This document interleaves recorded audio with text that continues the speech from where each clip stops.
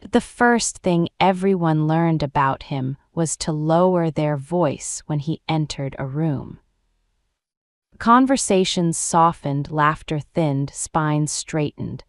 Men who ruled streets and ports and entire neighborhoods checked their words twice before speaking to him. He did not raise his voice. He did not threaten. He did not need to. His power was quiet, precise, and absolute, built on a modern empire that hid behind shipping companies, real estate firms, private clinics, and charities that bore his name but never his fingerprints.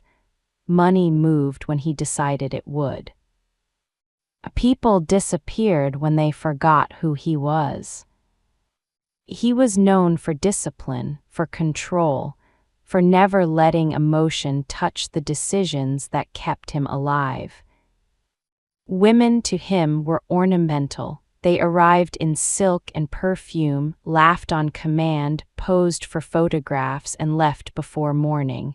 They were never invited into his mind, never trusted with his secrets. In his world, closeness was weakness, and weakness was fatal.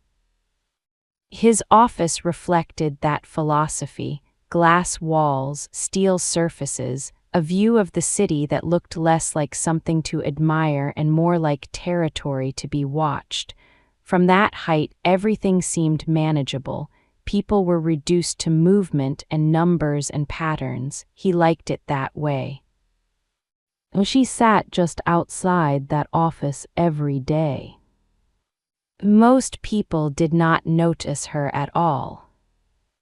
She wore thick glasses that dulled the sharpness of her eyes, loose sweaters that hid her shape, neutral colors that blended into walls and furniture. Her hair was always pulled back, severe and practical, as if beauty were an inconvenience she refused to allow. When visitors glanced at her, it was with mild confusion, the way one looks at a coat rack or a printer. Something necessary, something forgettable. The jokes came quietly when they thought she could not hear. Ugly secretary, mouse, ghost. She heard everything. She learned early that visibility was dangerous. In this building, in this world, being seen meant being evaluated, tested, claimed. So she perfected invisibility with the same care other women applied to makeup. She made herself smaller, quieter, easier to dismiss. And while they dismissed her, she ran everything. She knew which meetings were real and which were theater. She memorized codes without writing them down. She rerouted shipments with a single email, adjusted schedules to avoid ambushes, delayed calls that would have ended in blood if answered too soon. When crises erupted in the middle of the night, it was her number that rang first, not his. She handled them before they ever reached his door. He never asked how. He never asked why his calendar always flowed so smoothly, why deals fell apart before becoming threats, why problems dissolved without explanation. He assumed it was efficiency, competence, replaceable labor. Furniture did its job best when you didn't think about it. She brought him his coffee every morning, set precisely where he preferred it, at the exact temperature he liked without ever having said it out loud. She spoke only when spoken to, voice steady, neutral, professional. When his temper flared, she absorbed it without reaction. When men twice her size shouted in the reception area, she met them with calm eyes and polite smiles that somehow made them back down. Humiliation lived quietly in her chest, never allowed to rise to the surface. She swallowed it the way she swallowed fear, the way she swallowed the knowledge that one mistake in this building could cost more than a job. She endured. What no one noticed was how often she listened. How her eyes flicked to reflections in glass when voices dropped too low. How she recognized patterns in speech, in footsteps, in silence. how she understood the difference between a threat and a bluff long before fists were raised or guns were drawn. She knew which charities were real and which were laundering money, which alliances were fragile, which men were lying about loyalty. She knew who would betray him and, more importantly, when. She knew things that could destroy empires. And she kept them locked behind thick lenses and plain clothes, and a posture that invited underestimation. The Mafia boss rarely looked at her. When he did, it was with the same brief acknowledgement he gave to doors opening on time or lights turning on when flipped. Useful, expected, unremarkable. He did not see the restraint it took for her to remain quiet. He did not see the intelligence sharpened by fear and discipline.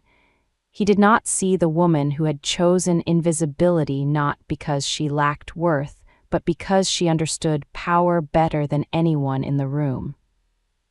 No, not yet. But the city had a way of forcing revelations.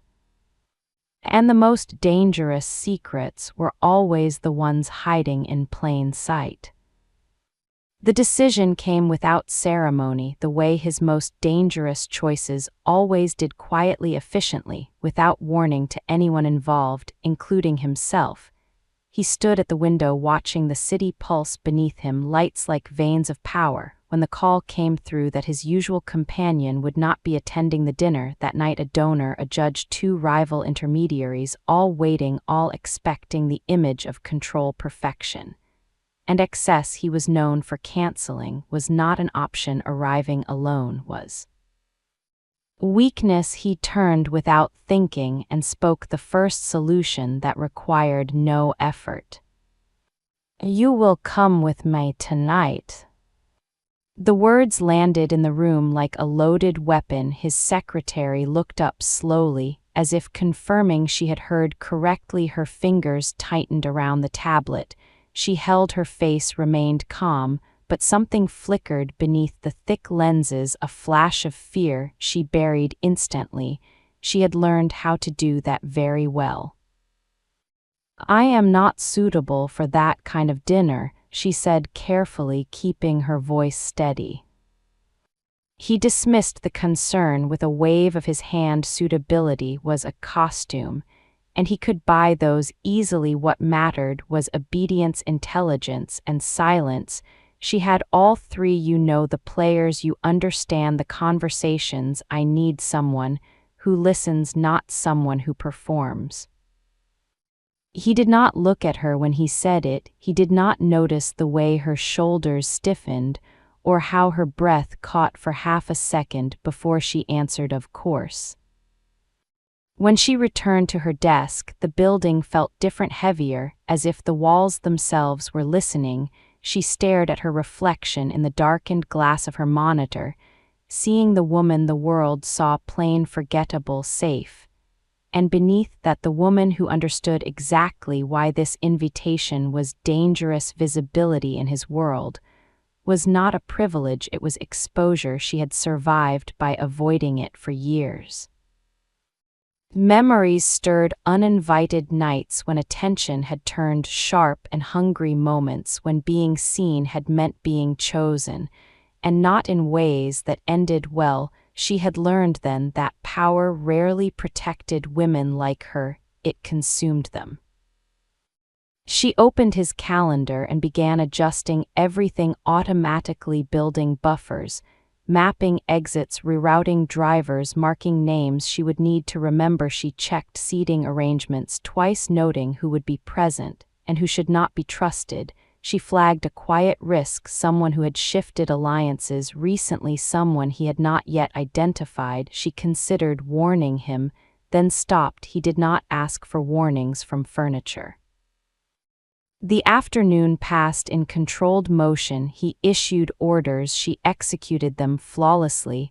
A shipment delayed, a meeting postponed, a threat neutralized before it reached the surface. He remained unaware that while he prepared for a dinner meant to project dominance, She was quietly calculating how to keep him alive through it. As evening approached, the tension in her chest grew tighter. She left the building later than usual, slipping into the crowd unnoticed. As always on the street, her reflection followed her in dark windows, thick glasses, muted colors. A woman no one would remember tomorrow, she told herself. That was still the plan: to attend, to observe, to disappear again. Yet something about the way he had said "you will come with me" lingered in her mind, not command, not cruelty, something careless almost, as if he had reached for the nearest object without realizing it was not an object at all. Across the city he stood alone, adjusting his cufflinks, expression unreadable. He felt an unfamiliar unease, a sense that he had moved a piece on the board.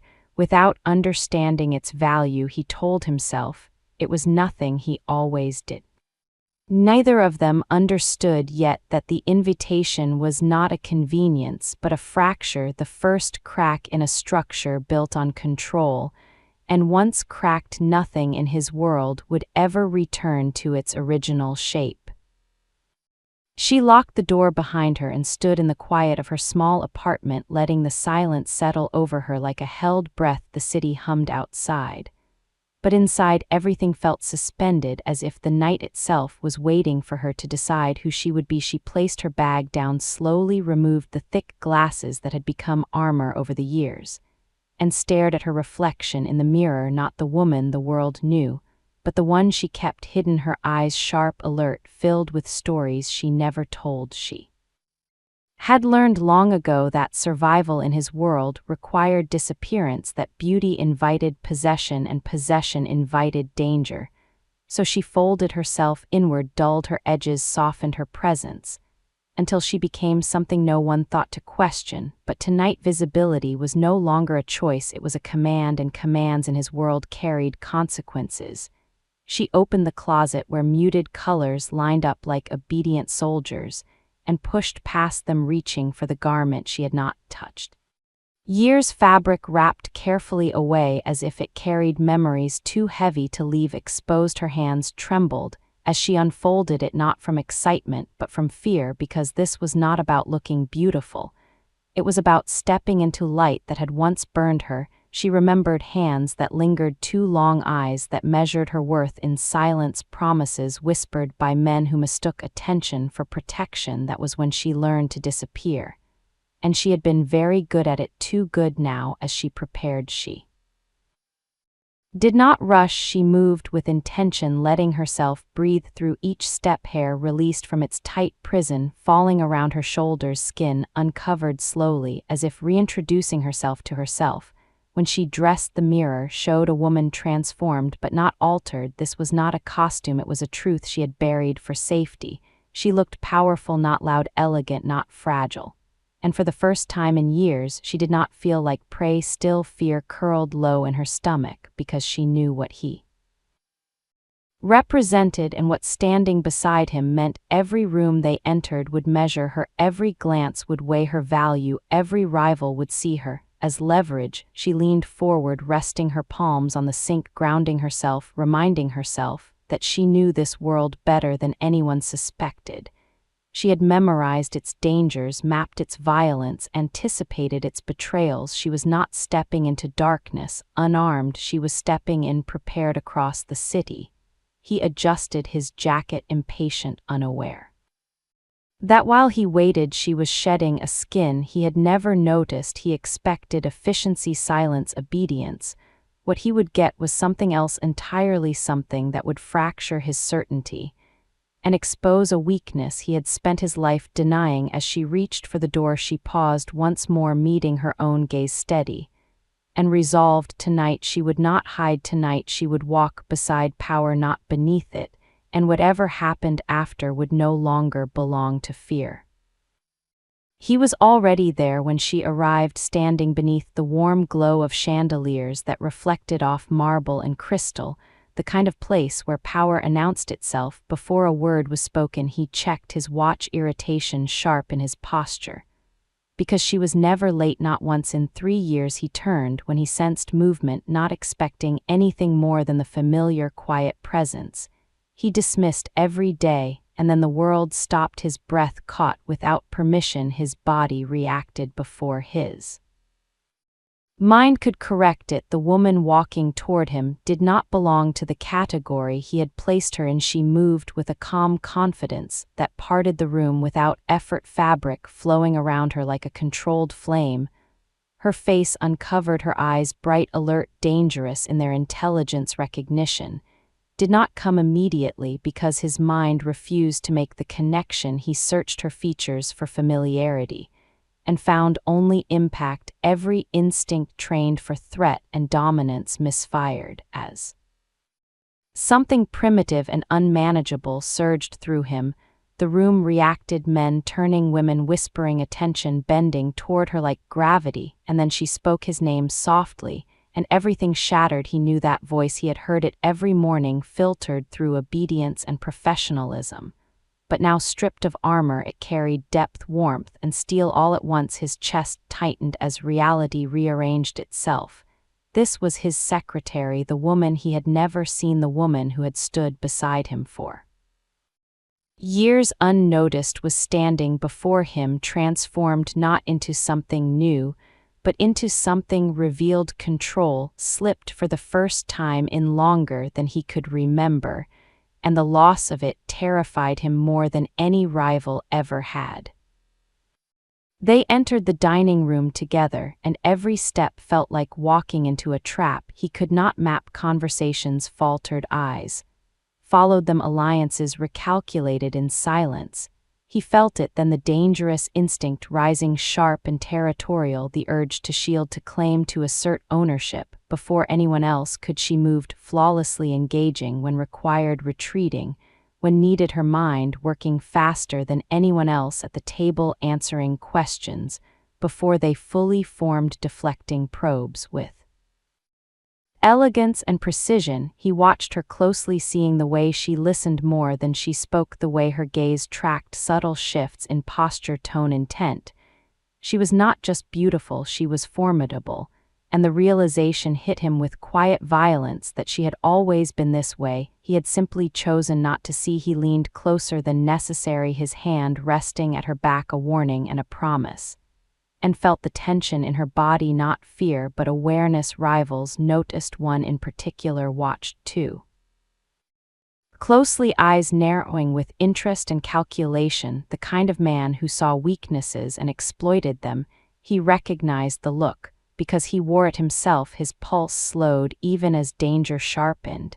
He understood now that bringing her here had changed the balance of the night. She was no longer invisible, and in his world visibility came with a price. As the evening unfolded, applause, laughter, polite lies filling the air, he felt something unfamiliar and unsettling take root beneath his ribs. It was not desire alone, not possession alone, but the terrifying understanding that the most powerful asset in his empire had been sitting outside his office all along, unnoticed, unprotected, and now exposed.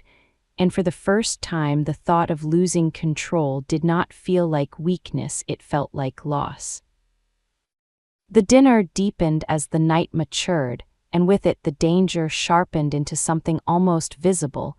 He felt it in the way conversations bent toward her, in the way men who never deferred began asking questions meant for him, but aimed at her instead. She answered with measured calm, never revealing too much, never shrinking back either. Her voice carried confidence without arrogance, intelligence without challenge, and each word subtly reinforced his authority rather than undermining it. That alone unsettled him, because it meant she understood power not as spectacle, but as structure. She was reinforcing his position instinctively, or perhaps deliberately, and he could not tell which possibility disturbed him more. Across the table, a rival intermediary leaned back, studying her with the kind of smile that hid appetite. His gaze lingered too long, calculating value, leverage, risk. The boss noticed immediately, and felt a dark instinct coil inside his chest. This was not jealousy the way lesser men felt it was assessment territorial awareness the recognition of a potential threat forming in real time. He shifted slightly closer to her not touching, yet unmistakably present the message was clear to anyone watching she was under his protection.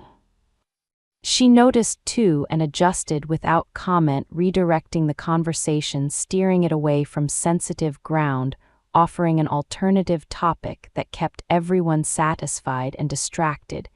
He watched the precision of it, the way she controlled flow and timing like a conductor, guiding an orchestra. He realized then that she was not reacting, she was anticipating.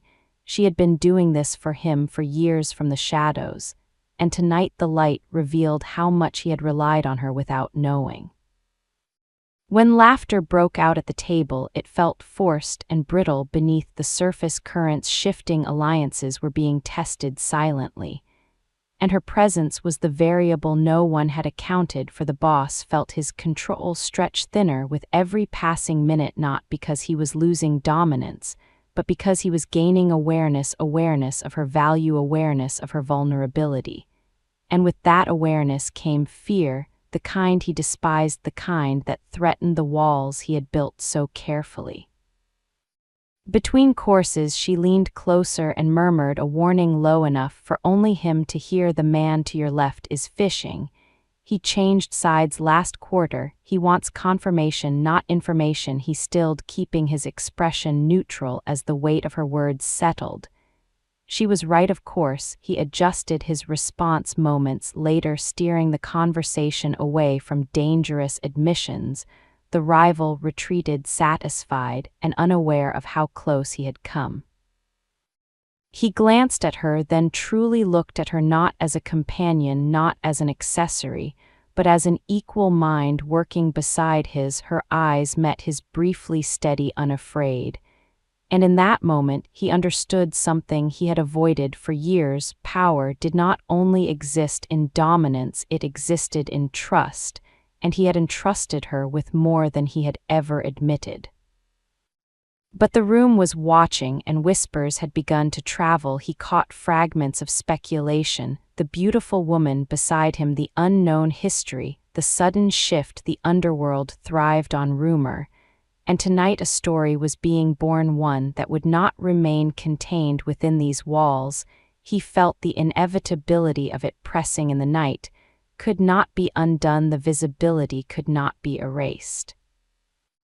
As the dinner drew toward its end, applause rose polite and rehearsed. He stood offering his arm, and she accepted with a grace that felt natural, as if this had always been where she belonged. Cameras flashed discreetly from corners, sanctioned and unsanctioned alike. He knew images would circulate by morning, faces would be analyzed, narratives constructed. As they moved toward the exit, his jaw tightened with resolve. He had brought her into the light without understanding the cost, and now the cost would be collected not by enemies alone, but by the rules of a world that punished attachment mercilessly. He felt something settle in his chest, not regret, but recognition. The game had changed, and the most dangerous piece on the board was the one he had underestimated all along. Morning returned to the building like nothing had happened, yet everything felt altered, as if the walls themselves remembered the night before. She arrived early, as always, dressed once again in the quiet uniform she had worn for years, thick glasses, plain clothes, hair pulled back tight, the goddess erased, replaced by the ghost everyone expected. She moved through security without comment, past men who nodded absently, unaware that they had watched her command a room only hours earlier. She sat at her desk and began working, fingers flying over schedules, communications, codes, crisis lists, as if routine could anchor her again. Yet beneath the calm, her chest felt tight, her pulse uneven, because she knew what visibility triggered in his world. And she had felt the eyes watching her as she entered the building. This time they lingered, not dismissive, not mocking, but curious, calculating. The invisibility she had built so carefully no longer Inside his office he stood staring at the city yet seeing nothing. He had slept little, his mind replaying moments. He could not explain the way her voice had carried authority, the way men had deferred without realizing why, the way power had shifted subtly around her presence. He told himself it was situational, a trick of lighting a reaction to novelty, yet when she entered to deliver his morning briefing, and he heard that same calm voice from behind the glasses, something inside him fractured. He looked up, and this time he did not look away. His gaze lingered, searching for the woman from the night before, and finding her deliberately concealed, the realization struck him harder than the reveal itself. She had chosen to disappear again, and the choice unsettled him more than exposure ever could. Throughout the morning he found reasons to leave his office, to stand near her desk, to ask questions. He already knew the answers to each time their hands brushed exchanging documents. A current passed through him, sharp and unwanted. He noticed how she avoided his eyes, how she resumed her role with flawless professionalism, as if the night had never happened. The control infuriated him because it mirrored his own. She had built walls as thick as his, and he had never noticed. The building hummed with quiet tension, whispers moving through corridors, fragments of rumors already forming. Someone had seen the photos, someone had recognized her face, though no one yet connected it to the woman behind the desk. He felt the danger tightening like a noose, and with it an emotion he despised, fear, not for himself but for her. By midday the confirmation arrived, encrypted messages from trusted sources, images already circulating among certain circles, speculation sharpening into intent. He dismissed his staff, closed his door, and stared at the screen where she appeared beside him, radiant, commanding, unmistakable. He understood then that she was no longer just his secretary, she was leverage. And in his world leverage invited blood. He stepped out and called her into his office, closing the door behind her, sealing them into silence. For a moment neither spoke. The power imbalance that had defined them shifted into something unstable. He wanted to tell her to hide, to retreat, to vanish again, but the words tasted like cowardice. He wanted to ask who she truly was, but feared the answer. She stood composed, waiting, as she always did, yet something in her posture had changed, an unspoken readiness, as if she anticipated the storm before it broke. He realized then that she already knew what the morning meant. She had calculated the consequences long before he had brought her into the light. And now the light had teeth. The question was no longer whether his world would change, but whether he would be strong enough to change with it. The warning did not come from him, it came from the silence that followed her out of the building that evening. The city felt closer, louder, as if it had leaned in to listen. She sensed him. Before she saw him, the man who had been watching her since the gala, the one whose gaze carried hunger and calculation in equal measure. He waited inside her favorite cafe, a place she had chosen years ago because it was neutral, ordinary, unremarkable places where danger usually passed her by. That illusion shattered the moment. He smiled and spoke her name as if it belonged to him. He did not introduce himself. She already knew who he was, the rival strategist, the man who never moved first, but always benefited when others fell. He spoke softly, his tone friendly, his words wrapped in concern. He praised her intelligence, her composure, her beauty, as if these were discoveries he had made himself. Then he planted the blade, carefully praising the boss as well before twisting it. Roman does not protect what he cannot control, he said, not unkindly. He elevates women, then hides them. When they become inconvenient, you are different, which is why you frighten him. She kept her expression neutral, though every word struck with precision. The man knew exactly where to press. He spoke of patterns of women brought close, then discarded, of alliances broken, because emotion weakened authority. He spoke of the night as if it had already been dissected by sharper minds than hers. Images were circulating, questions were forming, and in that world questions always demanded answers. He leaned closer, offering something dangerous disguised as kindness, safety, visibility, recognition. A place where she would not need to hide or beg for space. She felt the old fear stir, the one she had buried beneath discipline and silence. He had given her a truth wrapped in a lie. Roman had not claimed her publicly, and that absence echoed louder now. He had watched her step back into invisibility without protest, without explanation, and that silence hurt more than the danger ever could. The rival saw it and pressed gently, suggesting a future where she was valued, not concealed, where her mind was rewarded, not used in the shadows. She left the cafe without committing, without refusing, carrying doubt like a weight in her chest. The city watched her differently now. Reflections lingered, eyes followed, and every step felt measured by unseen hands. Back at the building, the atmosphere had shifted. People spoke more carefully around her. Glances lasted longer. She noticed small changes, security protocols, adjusted, conversations cut short. When she entered, she had become a variable, and variables made people nervous.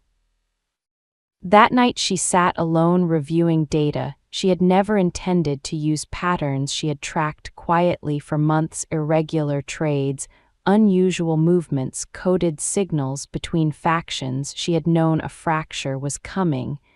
She had simply not expected to be standing in its center. The rival was right about one thing: her presence had destabilized the balance, and balance was everything in his world.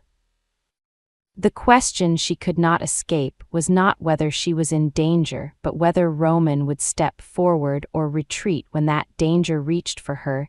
She had survived by disappearing, but survival was no longer enough. She wanted truth, clarity, choice. If he could not claim her openly, then she would claim herself, even if it meant walking into the storm alone. Outside the building, forces were already aligning, pieces shifting toward conflict. The rival smiled as he made his next call, confident that doubt was more destructive than any weapon. And somewhere above the city, Roman stood at his window, sensing that something precious was slipping beyond his control, even as he still did not know how to reach for it. The tension finally broke in the late afternoon when the office emptied into a hush that felt too deliberate. She stood at her desk, finishing the last adjustments with mechanical calm, every movement precise, restrained, as if emotion were something she had folded neatly and locked away. He watched her from behind glass for several minutes before stepping out. The distance between them suddenly unbearable. He spoke her name not as an order, but as a plea, and the sound of it made something in her chest tighten. She did not look up at first, because she knew if she did she might weaken. He asked why she had been distant, why she had pulled back when the night had changed everything. She answered carefully, choosing truth over softness, telling him that what had changed for him had only exposed what had always been true for her, that she had been invisible by design, and that the one moment she stepped into the light, he had let her walk back into the shadows alone. The words cut deeper than any accusation because they were spoken without anger, only clarity. He tried to explain, speaking of danger, of enemies, of protection, but the more he spoke, the more she understood that fear had been guiding him, not strategy, fear of loss, fear of vulnerability, fear of choosing something he could not control. She finally turned to face him, removing her glasses, slowly setting them on the desk between them like a line drawn. She told him she would not live half seen, half, claimed that she would not be a secret kept behind glass and locked doors.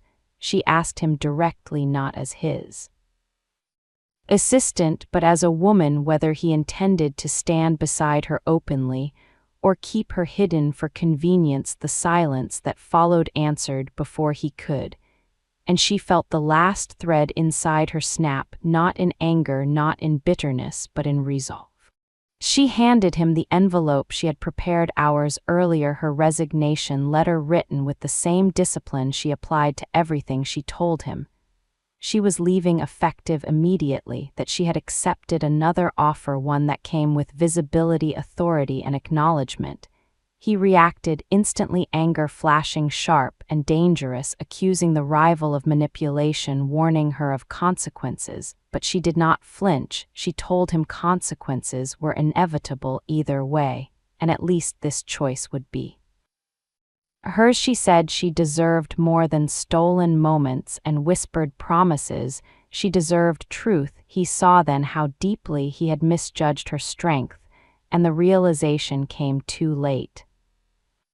As she turned to leave, something in him broke. The walls he had built to survive cracked under the weight of losing the one person who had known him without illusion.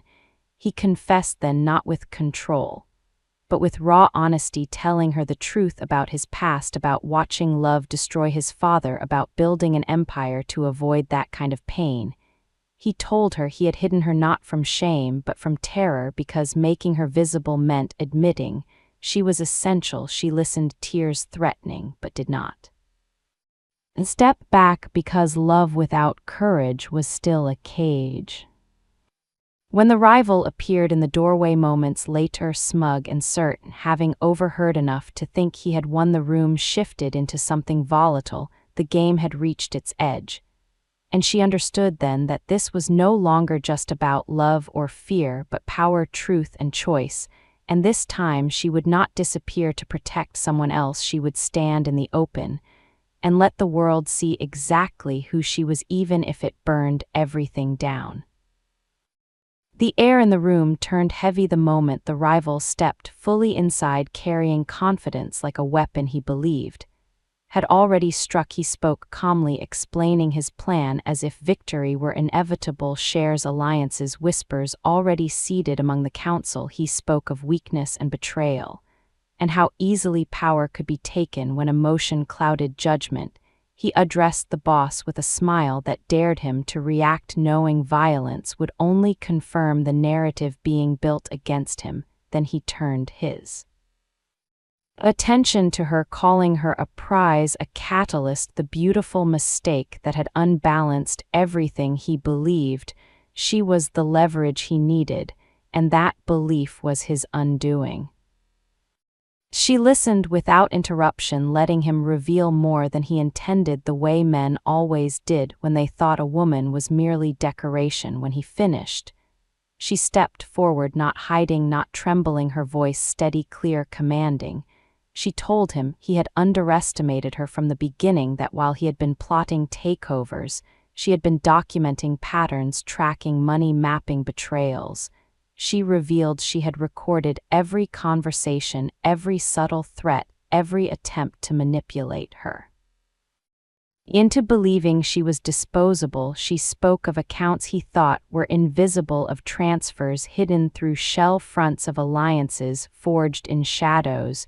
She named names, dates, figures with precision that froze the room. The confidence drained from his face as realization dawned that the quiet secretary had been watching all along. She reached into her bag and placed the evidence on the desk, not dramatically, not for effect, simply because it was time. She explained that she had not done this out of revenge or ambition, but preparation, because survival in their world demanded foresight.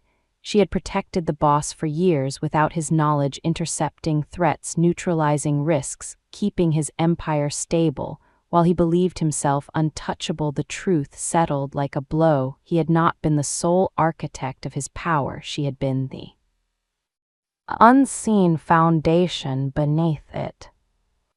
The rival attempted to laugh it off, to threaten, to deny, but his voice faltered as the boss moved beside her, not in front, not behind, but with her. His presence was no longer about dominance, it was declaration. He told the rival to leave, that the council would see the evidence by morning, and that the game he had been so certain of was over. The threat in his voice was quiet, final, absolute. The rival backed away, fury and fear warring across his face, before disappearing into the corridor, already calculating his escape. Silence followed, thick and charged. The boss turned to her, seeing her now fully, not as an assistant, not as a liability, but as the most formidable ally he had ever had. He acknowledged his failure to protect her openly, to trust her strength, to choose courage over control. He told her he would stand before the council and claim both his mistakes and his choice. He would not hide her again, even if it cost him power, because power without truth was already hollow.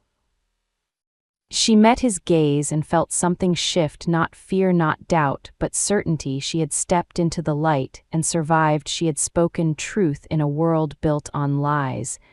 And whatever came next would be faced openly, together or not at all. The revelation had changed everything, and there was no path back into the shadows anymore.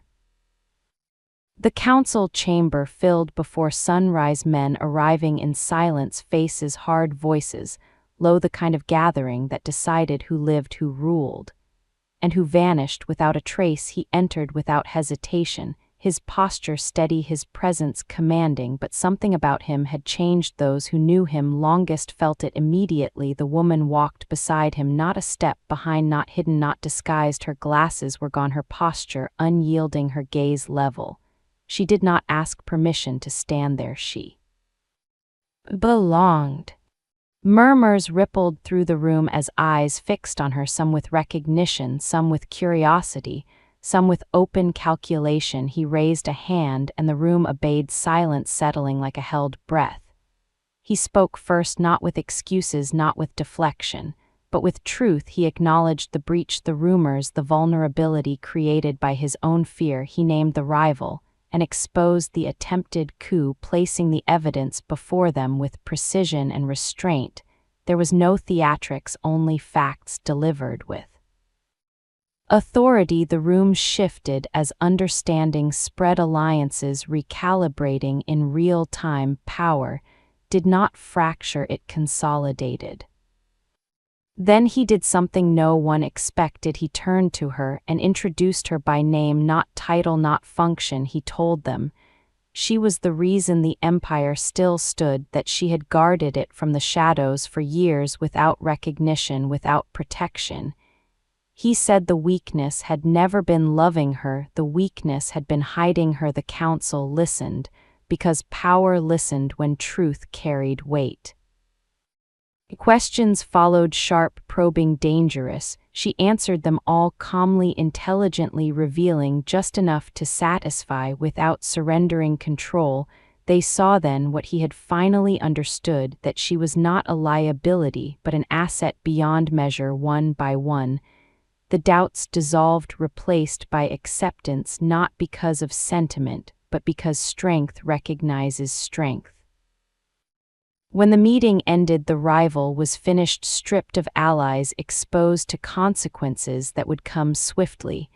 And without mercy, the empire stood intact, reformed by honesty rather than fear. As the room emptied, he took her hand openly, no longer concerned with watching eyes. There was nothing left to hide.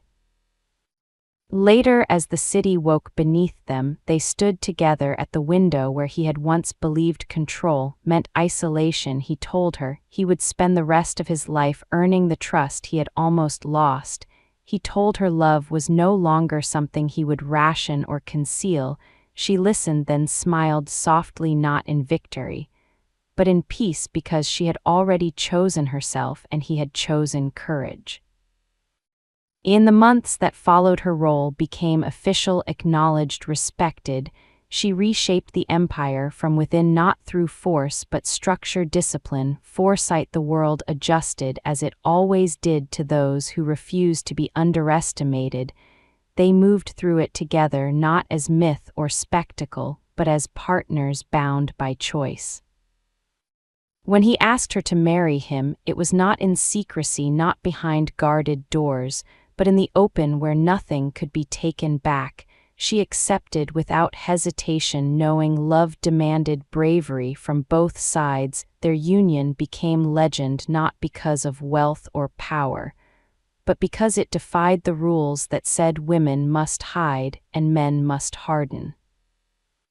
And so the invisible woman became undeniable, and the man who feared vulnerability became unbreakable, not because he ruled alone, but but because he finally understood that the greatest power was standing beside him all along.